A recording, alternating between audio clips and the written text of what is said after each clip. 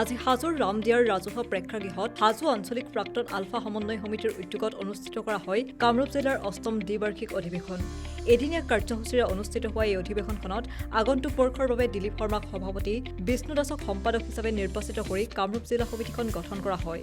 পৰেশ বৰুৱাক আলোচনাৰ মেজলৈ আনিবলৈ আহ্বান সদৌ অসম প্ৰাক্তন আলফা সমন্বয়ৰক্ষী সমিতিৰ। প্ৰাক্তন আলফাই বিচাৰিছে পৰেশ বৰুৱা মহাশয়ে অতি সোনকালে চৰকাৰৰ লগত আলোচনাত মিলিত হওক। আলোচনা অবিহনে সমস্যাৰ সমাধান কেতিয়াও সম্ভৱ নহয়।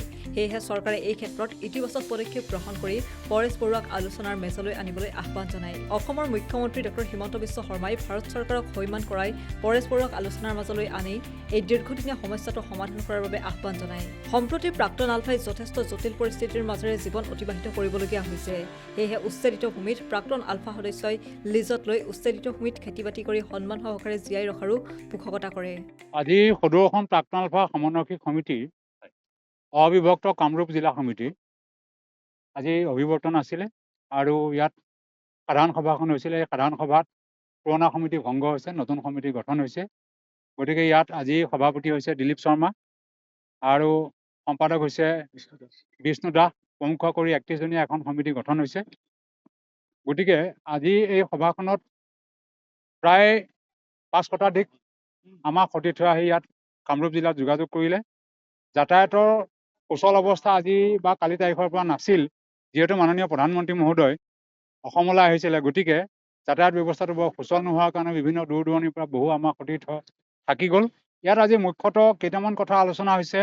তাৰ মূলতে প্ৰধান কথাটো হৈছে যে আমাৰ ওপৰত যিবিলাক গোচৰ আছিলে, সেই গোচৰবিলাক আজিকো প্ৰতি শেষ হোৱা নাই। এইটো শেষ কৰিব লাগে, নিষ্পত্তি কৰিব লাগে। 2 নম্বৰ কথা আছিল যে আমাৰ পুনৰ সংস্থাপনৰ বিষয়টো আজিও চৰকাৰী মেৰ পেছত থাকি গৈছে। গতিকে এই যে সময়সীমাৰ ভিতৰত, বিশেষকৈ 1998 চনৰ পৰা 2005 চনৰ 31 মাৰ্চৰ ভিতৰত এই সময়সীমাৰ ভিতৰত আটাইতকৈ বেছি সতীৰ্থ স্বাভাৱিক জীৱন গ্ৰহণ কৰিছিল। তাৰ আগৰো কিছু আছে, তাৰ পিছৰো কিছু আছে। গতিকে সকলোৱে পুনৰ সংস্থাপন পোৱা নাছিল। গতিকে পুনৰ সংস্থাপনটো কৰিব লাগে। এজন যিহেতু অসম চৰকাৰৰ মাননীয় মুখ্যমন্ত্ৰী, যিহেতু জনপ্ৰিয় মুখ্যমন্ত্ৰী, ভাৰতবৰ্ষ বা কেন্দ্ৰীয় চৰকাৰ তেখেতৰ যিহেতু এটা নাম আছে, সকলো সমস্যাই সমাধান কৰিছে। আমি এইটো অনুৰোধ জনাম যে প্ৰাক্তন আলফাসকলৰ সমস্যাসমূহ তেখেতে অন্ততঃ সমাধান কৰি দিলে অসমৰ জাতীয় অৰ্থনীতিত বহু অৰিহণা যোগাব। লগে লগে আমাৰ যিবিলাক পতিত মাটি আছে, যিবিলাক মাটি বেদখল কৰি আছে, বেদখল কৰিয়ে, গতিকে এই বেদখলবিলাক মুক্ত হৈছে। গতিকে এই মাটিবিলাকক আমাৰ যিবিলাক স্থানীয়, আমাৰ যিবিলাক থলুৱা ব্যক্তি, আমাৰ প্ৰাক্তন আলফাসকলকে প্ৰমুখ কৰি NGO বা গোট বা এটা সমবায় ভিত্তিত এই মাটিবিলাক দি বিভিন্ন খেতি কৰিবলৈ দিব লাগে আৰু পুনৰ সংস্থাপন হ'ব। তেতিয়া জাতীয় অৰ্থনীতিত আগবাঢ়ি যাব। আৰু আমি যাতে প্ৰাক্তন আলফা হিচাপে নহয়, এজন অসমৰ সুযোগ্য সন্তান হিচাপে যাতে আমি সন্মানে জীয়াই থাকিব পাৰোঁ, তাৰ কাৰণে চৰকাৰে যাতে ব্যৱস্থা গ্ৰহণ কৰে, আমি তাৰ বাবে আপোনাৰ খবৰ জৰিয়তে তেখেতসকলক আমি অনুৰোধ জনাইছোঁ। এটা কথা, আমি আলফাত আছিলোঁ, আমি পৰ্যায়ক্ৰমে আলফাৰ পৰা গুচি আহিছোঁ। গতিকে আজি যিসকলে স্বাধীনতাৰ পোষকতা কৰি আছে, সেইসকলৰ সম্পৰ্কে আমাৰ ক'বলগীয়া নাই। কিন্তু এটা কথা সত্য, মাইনাছ পৰেশ বৰুৱা, আলোচনা মাইনাছ। গতিকে পৰেশ বৰুৱা যেতিয়ালৈকে নাহিব, তেতিয়ালৈকে কোনো আলোচনা নহয়। গতিকে যদি ভাৰত চৰকাৰে আজি NACNৰ লগত যদি বিদেশ ৰাষ্ট্ৰত আলোচনা কৰিব পাৰে, তেতিয়া আলফাৰ লগতো বিদেশ ৰাষ্ট্ৰৰ লগত আলোচনা কৰক। স্বাধীনতা দিয়ে নিদিয়ে সেইটো আলোচনাৰ কথা, আলোচনাৰ মেজত আলোচনা হ'ব। আলফাই বিচৰা মতে স্বাধীনতা পাব নেপাব, কেন্দ্ৰীয় চৰকাৰে স্বাধীনতা দিব নিদিব, এইটো তেওঁলোকৰ বিষয়।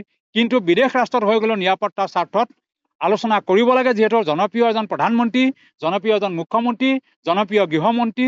গতিকে মই ইয়াৰ জৰিয়তে আজি আমাৰ প্ৰাক্তন আলফা সমন্বয়ৰক্ষী সমিতি কেন্দ্ৰীয় সমিতিৰ জৰিয়তে আপোনালোকৰ দ্বাৰা আমি অসম চৰকাৰক অনুৰোধ জনাম যে মাননীয় মুখ্যমন্ত্ৰীয়ে এই ক্ষেত্ৰত আগভাগ লৈ আমাৰ কেন্দ্ৰীয় চৰকাৰ যিজন সন্মানীয় প্ৰধানমন্ত্ৰীক তেওঁক সৈমান কৰক আৰু আলফাৰ লগত আলোচনা প্ৰক্ৰিয়া কৰি অসমত সমস্যা নাইকিয়া কৰি এই অসমখন বিশ্বৰ ভিতৰতে জিলিকাই তোলক, সেইটো আমাৰ আশা।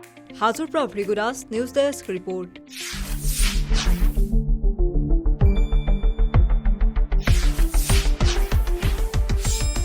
শুদ্ধ আৰু বিস্তৃত বাতৰিৰ বাবে চাই থাকক নিউজ ডেস্ক ৰিপৰ্ট।